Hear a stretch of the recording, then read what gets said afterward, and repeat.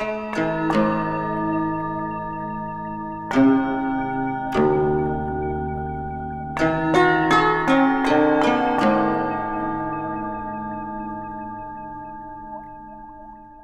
voici donc une deuxième vidéo qui complète la première. Je vous rappelle qu'on s'intéresse de manière scientifique au phénomène de mémoire de l'eau.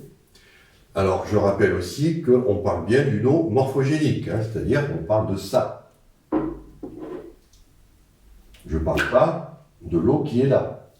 C'est pour ça qu'il y a souvent une confusion dans les débats, dans les médias, où les gens pensent qu'on parle de l'eau liquide. Et il faut dire que Jacques Benveniste, qui était le premier à vraiment s'intéresser à ce phénomène, ne nous a pas aidés, puisqu'il prétendait que si on agitait sa clé de voiture dans la Seine, on pouvait démarrer à Rouen. Non. On parle d'une eau morphogénique, celle qui est accrochée sur la surface cellulaire. Il y a une mémoire aussi qu'on peut mettre dans l'eau liquide, mais à ce moment-là, il faut qu'il y ait des nanobules, il y a tout un tas de procédures à respecter. Là, quand vous êtes en biologie, il n'y a pas de problème. Dès que vous avez de l'huile et de l'eau, vous avez ces bicouches lipidiques. Elles sont en 2D forcément, donc la théorie du domaine de cohérence s'applique.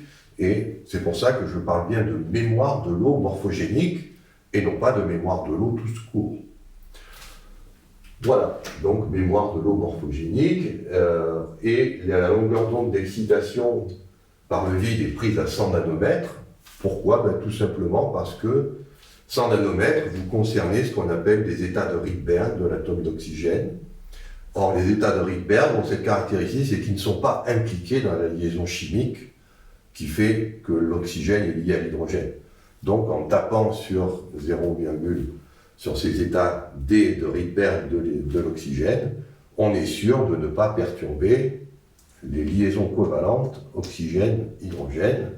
On tape sur des états non liants, et donc ça permet de garder la molécule sous sa forme H2O. Voilà. Donc, comme on l'a vu la dernière fois, la grille électromagnétique, elle vient du vide, elle se superpose à la grille de matière, et puis après, suivant ce qu'on fait au niveau de la bicouche, on peut mettre 0 ou 1, et que quand on fait tous les bilans, ça fait 372 pétaoctets de disque dur pour un adulte, qui contient à peu près 10 puissance 14 cellules. Alors, ça c'est le côté statique. Il faut savoir que nous sommes aussi des êtres dynamiques, c'est-à-dire que nous avons des fluides qui circulent dans notre corps, le sang bien sûr, mais la lymphe, l'urine, enfin bref, il y a tout un tas de fluides qui circulent, et que ces fluides sont faits majoritairement d'eau. Donc là aussi, on va pouvoir stocker de l'information, et surtout, comme c'est des flux, ce ne sont plus de l'information statique, mais ce qu'on appelle des bandes passantes. On peut évaluer les bandes passantes et on va voir qu'elles sont gigantesques. Donc, je vais commencer par les études qui ont montré que les molécules d'eau à l'intérieur d'un capillaire, ça c'est le réseau de capillaires tel qu'on l'observe en microscopie optique, on voit que c'est très dense, très serré, que l'eau circule là-dedans. On sait que ces capillaires développent une surface énorme, 3600 m² chez un adulte. Et on sait qu'à l'intérieur de ces capillaires, il y a un flux linéaire d'eau qui est d'environ 2 microns par seconde. C'est-à-dire que l'eau se déplace en raison du fait que ces capillaires sont alimentés par une pompe cardiaque qui se déplace avec une vitesse de 2 microns par seconde au niveau des lots constituantes. Voilà, donc comme on connaît le flux linéaire, on connaît l'air, ça fait donc un flux volumique de 7,2 litres par seconde qui traverse tous les capillaires d'un corps humain, ce qui correspond quand même à un volume de 622 000 litres par jour. Ça vous montre que nous sommes vraiment ce qu'on appelle des êtres hydriques, c'est-à-dire que cette eau que nous avons en nous, elle circule en circuit fermé. Alors c'est vrai qu'il y a un peu de perte, ça s'appelle la sueur, ça s'appelle l'urine, la transpiration, enfin bref, il y a un peu de perte, mais il y a quand même beaucoup d'eau qui circule, et que si cette eau est structurée en domaine de cohérence, je vous rappelle quand même que dans le sang, vous avez des tas de choses, vous n'avez pas que de l'eau, vous avez des protéines, vous avez plein de surfaces pour faire ces domaines de cohérence, ça veut dire que vous avez des flux d'informations qui vous traversent, qui sont relativement importants. Alors on y va, on sait qu'un bit occupe un volume de 10 000 nanomètres cubes, qu'un litre c'est 10 puissance 24 nanomètres cubes, qu'un octet c'est 8 bits, qu'on peut mettre 10 puissance 4 octets par cellule qui circule dans le sang, par exemple, et on voit donc qu'on a un flux de 100 hexaoctets par seconde. Donc là, on n'est plus en péta, qui était 10 puissance 15, on est en hexaoctets, et en une seconde. Un hexaoctet, c'est 10 puissance 18 octets, c'est-à-dire c'est 1000 fois 1000 pétaoctets. Alors pour essayer de comprendre ce que c'est que ce flux, le mieux c'est de se référer à un réseau Internet, au réseau Internet mondial, où il y a énormément d'informations qui circulent. Vous avez bien sûr des informations à la télé, la radio, les films porno, des tas de choses qui circulent sur Internet. Quand vous sommez tout ça, ça fait à peu près, en 2016, on était à 96 hexaoctets par mois. Et en 2021, la société Cisco, qui étudie Internet, prévoit un flux de 278 hexaoctets par mois. Je vous rappelle que nous, c'est par seconde. 100 hexaoctets par seconde. Donc ça veut dire quoi? Qu'en une seconde, dans votre corps, passe l'équivalent de l'Internet mondial en un mois. Ça vous donne une idée que bien sûr, vous êtes un disque dur qui traite de l'information, mais aussi vous êtes un flux d'informations, et c'est pas un petit flux. C'est un flux vraiment énorme, c'est-à-dire que Internet à côté de vous, c'est peanuts. Si vous êtes impressionné par ce qu'on peut faire avec Internet, vous devriez être encore plus impressionné par ce que font vos capillaires. Voilà, donc ça c'est le genre d'informations qu'on récupère. Encore une fois, je vous ai dit, c'est publié, hein, donc il y a des experts qui ont analysé cette façon de voir les choses, et ces experts ont dit ok, c'est bon, il n'y a pas l'air d'avoir d'erreur. Ça ne veut pas dire qu'il n'y en a pas, mais le modèle a été proposé à des experts qui ont autorisé la publication.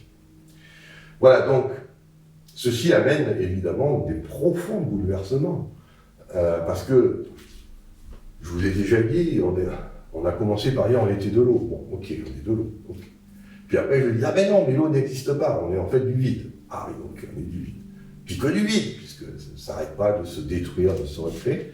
Puis maintenant, en fait, on se dit, ben non, on est de l'information. C'est-à-dire que tout ça, c'est une grille, c'est des supports matériels, mais en fait, ces supports matériels sont utilisés pour faire circuler quelque chose qui est beaucoup plus noble, qui est l'information. Parce que je vous rappelle que l'information, c'est une suite de 0 et de 1, et que cette suite de 0 et de 1, qu'elle soit statique ou dynamique, c'est-à-dire disque dur ou bande passante, mémoire morte, mémoire vive, peu importe, ça ne dépend pas d'un support. Ça a besoin d'un support pour se manifester, mais l'information en elle-même existe, même si le support n'existe pas. Parce que ça se circule. Donc, on a cette idée quand même qu'un être vivant, c'est beaucoup plus que de la matière et du rayonnement et de la lumière. C'est de la matière, de la lumière qui transporte des flux gigantesques d'informations.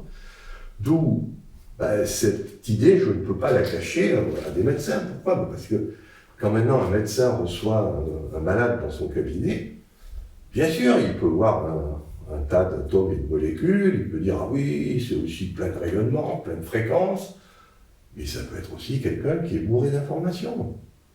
Et donc on peut le soigner, bien sûr, par des médicaments chimiques. On peut bien sûr le soigner par ce qu'on appelle la médecine quantique, on lui envoie des fréquences, puisque c'est un être de fréquence aussi bien qu'un être de matière. Mais là, avec ces nouvelles considérations, on peut aussi envoyer de l'information. Et ça, ça s'appelle l'homéopathie, essentiellement. Comme on le verra dans une vidéo, je vous montrerai comment aujourd'hui l'homéopathie, qui est une médecine qui date de plus de 200 ans, trouve dans ses considérations théoriques une explication tout à fait naturelle. Et j'irai même plus loin. Non seulement ça en fait une médecine scientifiquement valable, mais surtout, ça en fait la médecine du XXIe siècle. Parce qu'en fait, c'est une médecine qui a fait appel à l'information, et comme on le verra, l'information est au-dessus de la matière. Donc si vous travaillez dans la matière, c'est bien, mais si vous travaillez avec l'information, vous êtes au-dessus et vous pouvez faire beaucoup plus de choses que si vous limitez à l'aspect purement matériel des choses.